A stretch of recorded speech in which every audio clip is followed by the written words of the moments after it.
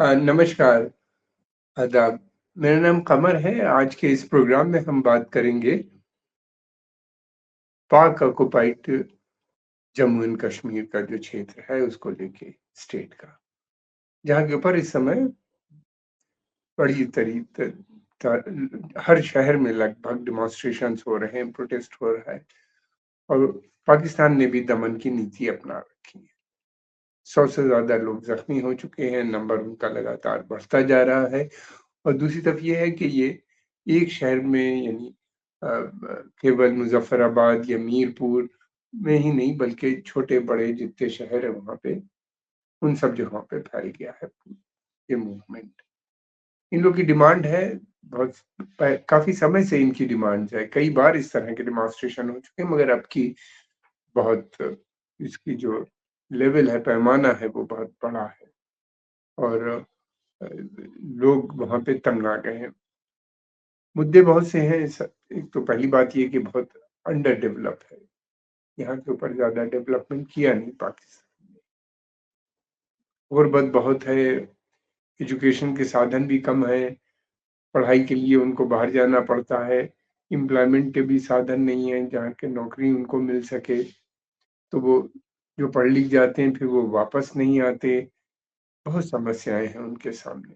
अब ये है कि जिस तरह से महँगाई फैल रही है वहाँ के ऊपर, बढ़ रही है, हम सब जानते हैं, उसकी वजह से और उन लोगों की समस्याएँ और बढ़ गई हैं, बहुत बड़ी समस्या में खड़े हैं। सामान नहीं है, जो है वो बहुत महँगा है, लोग उनको खरीद नहीं पा रहे हैं और उनको लगता है कि पाकिस्तान मतलब हालात वहाँ पे वो देख रहे हैं कि दोबारा से सुधरने के नहीं। इससे कि पाकिस्तान जो है इकोनॉमिकली तो फेल हो ही गया है, बैंकरप्ट है। हर 3 महीने पे कहीं न कहीं से लोन मिल जाता है। अ, फिर उसके बाद वो 3-4 महीने चलता है, फिर उसके बाद एक नया लोन। 3 महीने पहले इनको $3 बिलियन जो था वो इंटरनेशनल मॉनेटरी फंड यानी आईएमएफ से मिल गया था। उसके बाद कुछ सऊदियों ने दे दिया था, यूएई ने दे दिया था, कुछ चाइना से ले आए थे, काम चल गया। अब ये फिर $6 बिलियन आईएमएफ से माँग रहे हैं।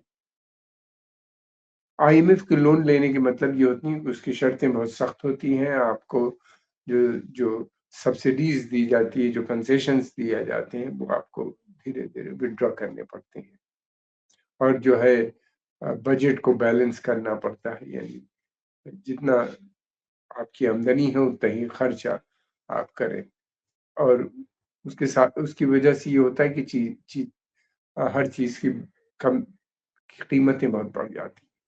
बिजली की कीमत बहुत ज़्यादा है, पेट्रोल की कीमत बहुत ज़्यादा है, जिसकी वजह से बहुत लोग परेशान हैं और फिर उसके अलावा एग्रीकल्चर, खाने-पीने का भी सामान पूरे पाकिस्तान में बहुत महँगा है और जम्मू एंड कश्मीर में सप्लाइज़ भी कम है और महँगाई भी बहुत ज़्यादा है। इस कारणवश एक बड़ी समस्या उनके सामने खड़ी। अब उनका नारा है कि वो दोबारा भारत से जुड़ना चाहते हैं। ये नारा भी नया नहीं है, काफ़ी समय से ही इस बात को वो चाहते हैं। बीच में पाकिस्तान ने जब ऑक्युपाइड किया था तो उनको इस तरह कि बताया गया था कि कुछ समय बाद पूरा कश्मीर जुड़ जाएगा भारत पाकिस्तान के साथ और आप परेशान ना हो। फिर उसके बाद हमेशा इस तरह की बातें करते रहे। फिर बाद में इस्लामिक मूवमेंट छेड़ दिया गया, वहाँ पे इस्लाम के नाम पे कहा कि उधर भी इस्लाम, इधर भी इस्लाम और हम लोग मिल जाएँगे जल्दी ही। अब उन लोगों को ये लगा कि ये ऐसा कुछ होने वाला नहीं है। भारत बहुत शक्तिशाली देश है और दूसरी बात ये भी है कि उनके रिश्ते, उनका सब कुछ तो इस कश्मीर से जुड़ा हुआ है या भारत से जुड़ा हुआ है। उनका बड़ा मार्केट जो है सामान का वो भारत है, पाकिस्तान तो बहुत छोटा-सा मार्केट है और अब तो वहाँ पे वो मार्केट भी नहीं रहा। तो वो हमेशा से भारत के साथ जुड़ना चाहते थे। अब ये है कि ये मूवमेंट ऐसा लगता है कि इसको दबाना बड़ा मुश्किल है। मुझको तो ऐसा लगता है कि जैसे बांग्लादेश वाली स्थिति, यानी ईस्ट पाकिस्तान वाली स्थिति दोबारा से वहाँ बनती हुई नज़र आती है। जैसे ईस्ट पाकिस्तान में हुआ था कि पहले उन्हीं ने उसको जो थे उन्हीं ने अ बंग-बंधु मुजीबुर रहमान को, जबकि उनका वोट ज़्यादा था, वो लोग जीत गए थे इलेक्शन, उनकी अवामी पार्टी, मगर उनको प्राइम मिनिस्टर नहीं बनने दिया भुट्टो साहब ने और फिर उसके बाद जब वहाँ पे प्रोटेस्ट डेमोंस्ट्रेशन शुरू हुए तो उनको आर्मी भेज के दबाया गया, रेप किए गए, आज़ादी के नारे लग गए और फिर उसके बाद मुक्ति बाहिनी बन गई, गुरिल्ला वॉरफेयर चला, लाखों लोग भारत माइग्रेट करके आए और फिर उसके बाद जो कुछ हुआ हम सब जानते हैं, किस तरीके से बांग्लादेश गठन हो गया और पाकिस्तान की हार हुई। उनके 1 लाख सोल्जर ने भारत के जनरल अरोरा के सामने अपना समर्पण भी कर दिया। कुछ उसी तरह की सिचुएशन यहाँ भी चल रही। पाकिस्तान में जो सबसे पावरफुल इंस्टीट्यूशन है आर्मी है, वही सब कुछ तय करता है और आर्मी केवल एक चीज़ जानती है, उसका डेमोक्रेसी, रूल ऑफ लॉ पे तो विश्वास होता नहीं, वो दमन की नीति केवल जानती है कि दबा दे क्या। और पाकिस्तान की सेना जो है, वो दूसरे मुल्कों से तो लड़ नहीं पाती, भारत से हमेशा हारी है, वो अफ़गानिस्तान से प्रॉब्लम है, लेकिन ये है कि अपने बंदों पे वो जो है वो रिप्रेशन करना बहुत जानती है। इसी कारणवश न केवल यहाँ पे बल्कि बलूचिस्तान और खैबर पख्तूनख्वा में भी इसी तरह की सिचुएशन डेवलप हो रही है।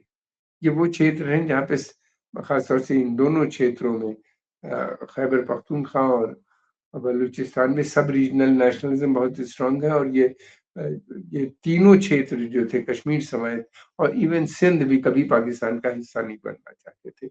वो जो पुराना अरेंजमेंट था उससे खुश था या भारत के साथ जुड़ना चाहते। भाई ज़बरदस्ती उनका एक्सेशन हुआ बलूचिस्तान का और बाद में फिर उसके उसको पंजाब के जो सबसे पावरफुल स्टेट थी, सबसे ज़्यादा लोग जहाँ पे थे, पॉपुलेशन थी, उन्हीं ने वर्चुअली कॉलोनाइज़ कर लिया और पाकिस्तान की सेना का ट्रीटमेंट या पाकिस्तान का ट्रीटमेंट इन तीनों प्रांतों की तरफ ऐसा ही है जैसा कि एक उनकी कॉलोनी है। कोई डेवलपमेंट वहाँ पे मेजर डेवलपमेंट नहीं हुआ। अब ये है कि वो मानने पे तैयार नहीं। अब देखना ये है कि लोग मर रहे हैं और ज़ख्मी हो गए हैं बहुत से ज़्यादा और ये है कि उनके आगे कोई अ, विकल्प भी नज़र नहीं आता उनको सिवाय इसके कि वो स्ट्रगल करें और आज़ादी की बात वो जो कर रहे हैं, भारत से जुड़ने की जो बात कर रहे हैं कि हम आज़ाद होना चाहते हैं पाकिस्तान से उसके लिए उनकी कोशिश कर रहे हैं। कितनी अब ये है कि इसमें समय लग सकता है लेकिन ये मूवमेंट रुकने वाला नहीं। जैसे कि कई साल से चल रहा है थोड़े-थोड़े लेवल पे इसकी स्केल जो है वो बढ़ती हुई नज़र आती है। अब ये है कि देखना ये होगा कि किस तरीके से पाकिस्तान इसको हैंडल करता है आने वाले समय में। प्राइम मिनिस्टर नवाज शरीफ ने भी वहाँ की जनता को एड्रेस किया है और कहा है वो कश्मीरियों से कि वो संयम से काम लें, जो तरीके होते हैं इन लोगों के कहने की और समस्याओं का समाधान पा लिया जाएगा। मगर कोई समाधान है ही नहीं उनके पास तो कहाँ से वो हो पाएगा। दूसरे ये है कि राजनाथ सिंह साहब ने भी भारत के जो रक्षा मंत्री हैं उनका भी बहुत अच्छा स्टेटमेंट है और फिर उसके अलावा हमारे जो भारत के विदेश मंत्री हैं डॉक्टर एस जयशंकर उन्हीं ने भी कहा है कि एक ना एक दिन उसको भारत से जुड़ना है, वो जल्दी भी जुड़ सकता है।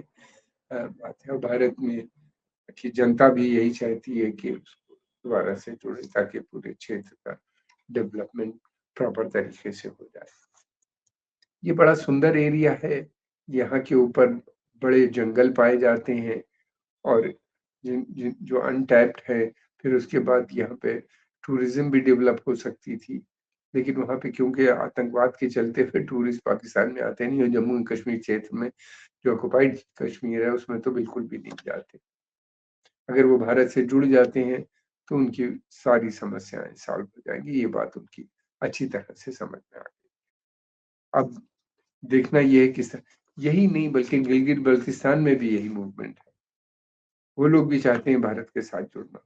उनकी भी कनेक्टिविटी जो है वो कारगिल और दराज़ से जुड़ती है। वो शिया क्षेत्र है, ये भी शिया क्षेत्र है कारगिल और दराज़ और वो लोग चाहते हैं उनके रिश्ते हैं वहाँ पे शादी-ब्याह होती थी पहले तो आपस में फिर उसके अलावा ये भी है कि एक ही लोग हैं, कनेक्टिविटी है।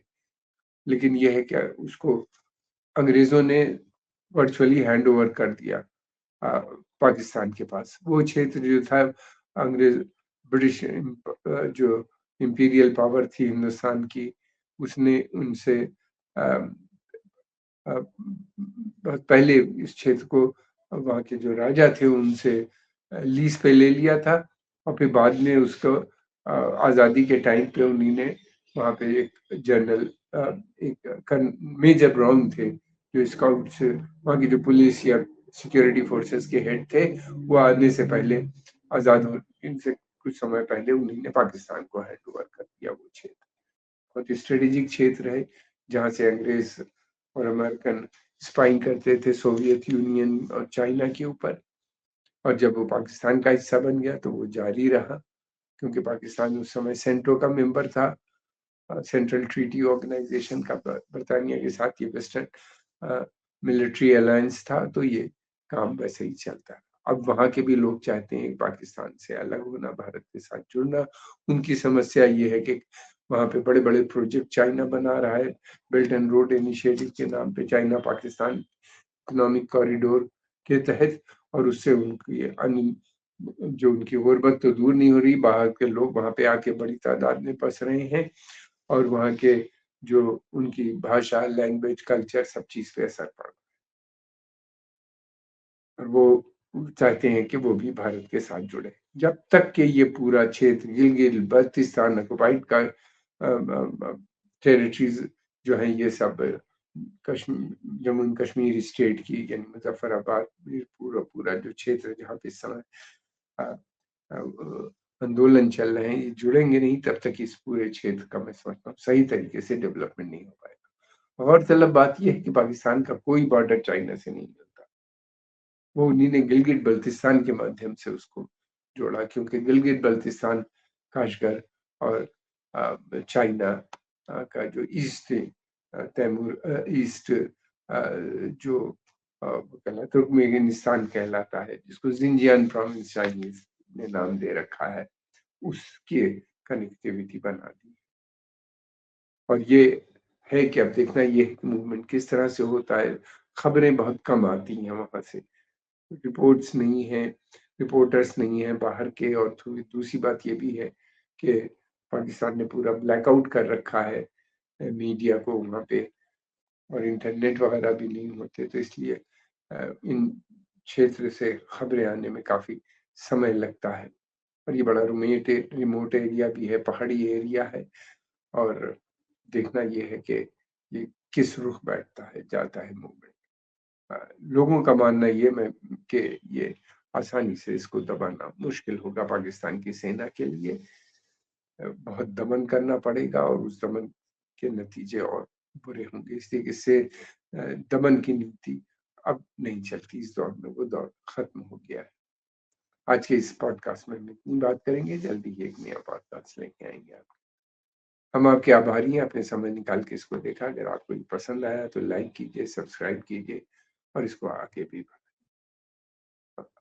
आपसे हमारी रिक्वेस्ट है कि कमेंट बॉक्स में अपने कमेंट ज़रूर लिखिए, उससे हमको बहुत मदद मिलती है। धन्यवाद।